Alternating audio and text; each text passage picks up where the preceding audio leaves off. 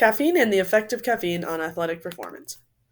Caffeine is the most widely consumed psychoactive drug in the world, and coffee, one of its popular forms, is the most commonly consumed beverage after water, with approximately 1.6 billion cups of coffee being consumed each day. Caffeine occurs naturally in 63 different species of plant, but the main sources are coffee beans, tea leaves, and cocoa beans. Caffeine mainly affects the skeletal muscle and the central nervous system. Whenever you're considering taking a supplement, you should always weigh the cost benefit analysis in order to determine if the supplement is right for you and if the pros outweigh the cons of taking that supplement. When considering caffeine, there are numerous potential side effects. However, most of these effects are not experienced at the dosage of caffeine that is recommended for enhancing athletic performance. Gastrointestinal distress is the number one side effect of taking caffeine. So, because all individuals are going to respond differently to caffeine, it's important that each athlete tries it and just make sure that they're not going to be experiencing these adverse side effects, or play with the dosage to make sure that maybe for some individuals, a lower end of the dosage may be beneficial in order to reduce the risk of side effects. While for others, they may be able to ingest more caffeine without experiencing these adverse side effects. Now, there are a lot of pros to taking caffeine. One of those is improved endurance performance. Um, this is mainly attributed to a reduced perceived rate of exertion, which caffeine has been known to enhance endorphins, which may lead to this, as well as enhanced muscle glycogen resynthesis during recovery. Um, Caffeine can decrease the perception of fatigue, as it was mentioned, and it can also improve time trial results.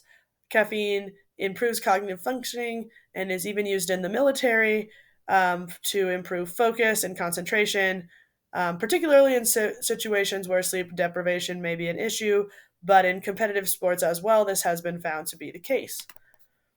The recommended caffeine intake is a very modest 3 to 6 grams per kilogram of body weight for athletes, which can easily be consumed simply with coffee, energy drinks, or caffeine can also be ingested in the form of a capsule or tablet.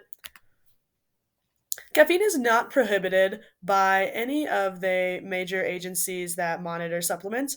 The Olympic Committee did ban caffeine for about a decade in the 60s, and then high levels of caffeine again in 1984. But currently, caffeine is not banned by the International Olympic Committee. Caffeine is permitted in sports governed by the World Anti Doping Agency, but it is being monitored in case it becomes an anti doping issue going forward. There are limits to the amount of caffeine athletes can use in the NCAA, and they cannot go beyond 15 milligrams per milliliter in their body, which again should not be an issue because that far exceeds the appropriate dosage of caffeine for enhanced athletic performance. Um, so, good news, we can be having caffeine. Athletes can be ingesting the recommended amount, 3 to 6 grams per kilogram of caffeine, ideally an hour prior to exercise, although some benefit has also been seen when caffeine is ingested even 15 to 20 minutes prior to exercise, but it's still recommended that an hour be the standard, although more research may want to be done there. And the manner of ingestion, another situation that requires more research. There's some research that says a tablet form is more impactful, but at this point it's inconclusive, and really your personal preference should drive your manner of ingestion. And if any side effects are being experienced by athletes, obviously you're going to want to lower that dosage or avoid caffeine if you're having gastrointestinal issues, dizziness, headaches, etc. So I would recommend caffeine for athletes not experiencing negative side effects in this amount and at the appropriate times to enhance endurance performance. For strength training and short bursts of intensity, caffeine may be less impactful, but again, we look forward to more research determining if there is added benefit for other sports and other forms of competition for caffeine supplementation. These are the references that I mentioned in this video, and thank you for watching.